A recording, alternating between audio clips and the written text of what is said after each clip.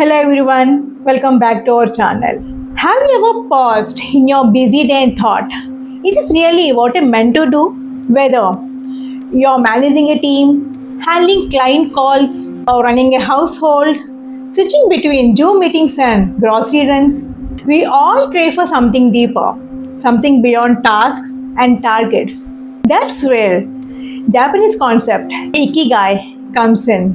In today's video, we are diving into the most powerful concept of Ikigai, that is a Japanese philosophy that helps you discover your reason for being. We also explore the science behind the habits and also with the real-time examples of the corporate world.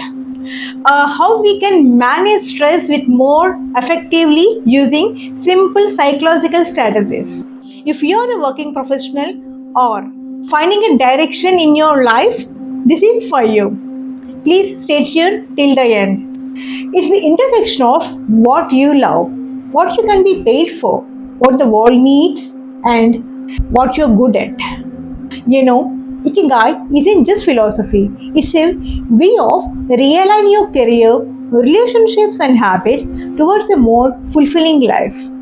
Let's talk about real life snapshot, the human management in workplace.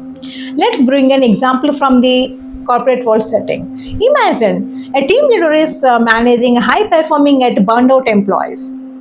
Targets are met, nevertheless, morale is low.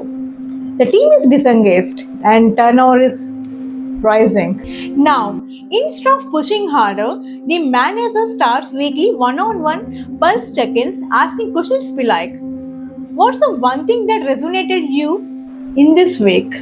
Where do you feel stuck?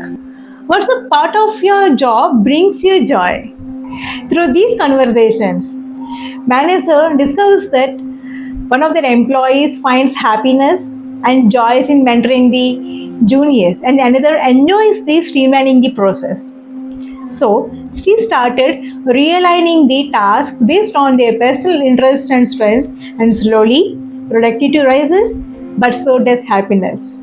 So, this is human management through the lens of Ikigai. You're not managing people, you're managing the purpose. Now, let's talk about the power of habits, the psychology in practice. Our brains love routines. Neuroscience shows that habits reduce mental load because they run on autopilot. But not all habits are helpful, especially when stress becomes our default mode. Let's break down how our daily habits form, especially under stress. Psychology shows that every habit usually follows a four-step loop. Trigger, something that sets the habit in motion. Response, the response we give instantly. Reaction, the action we take. Result, the outcome or the consequence of the habit. Let me give an example for the real-time corporate world for the better understanding. Imagine that you're middle of preparing for a presentation and your Slack notification pings. That ping is your trigger. No, oh my god, I have to check this message instantly. That is your anxiety and yes, your response. You're already in the middle of work and you stop it doing immediately and check it instantly. That is your reaction. And eventually, your focus is off and you will be zoned out. Stress builds up, and by the end of the day, you remain unfinished. This is a result.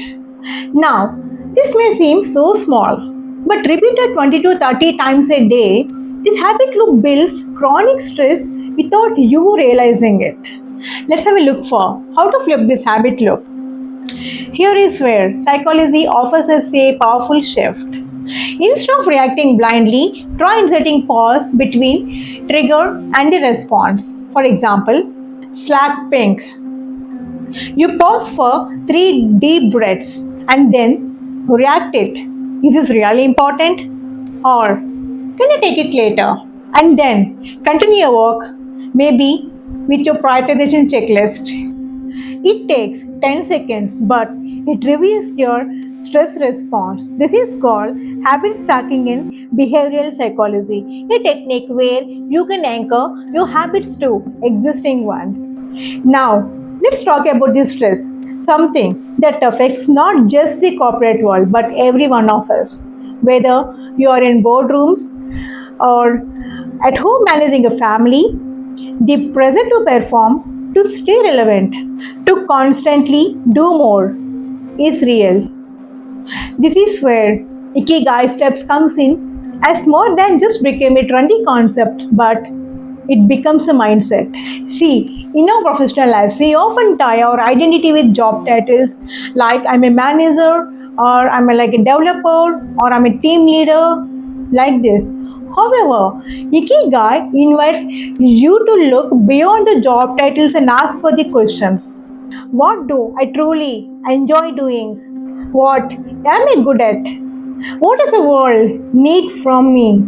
And what give me sense of meaning even outside the work? The point is, Ikigai isn't just about passion or profession. It's all about how we're living intentionally every day. When you align your life with sense of purpose, nevertheless, it's personal or simple, it may be stress loses its grip because you're no longer running to prove yourself. You're showing up for something that already feels meaningful. That's a real balance, and this is the power of Ikigai. In the psychology, there is a term called stress.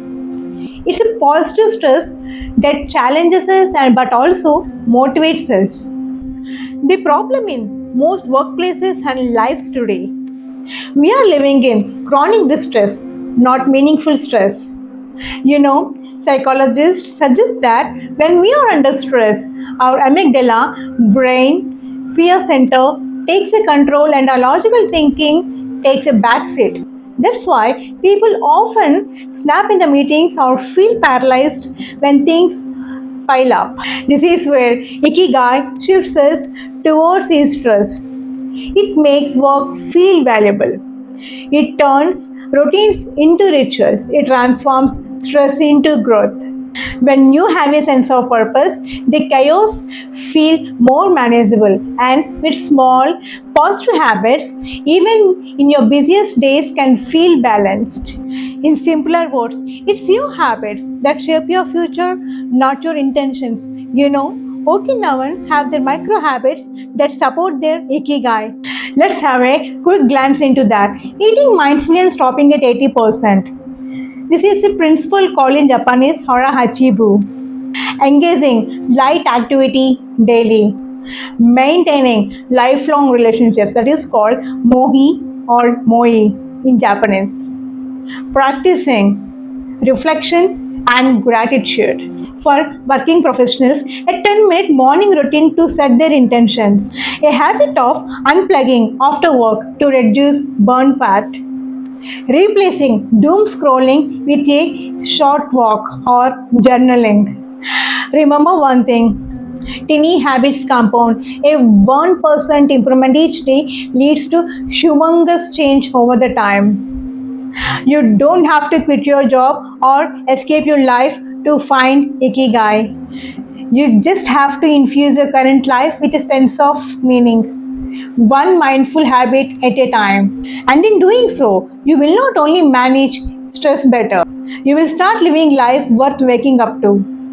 If this video gave you something to think about, please drop your comment below. Let's discuss and share it with someone who you care about because you deserve live for life not just productive but also meaningful. Thanks for watching.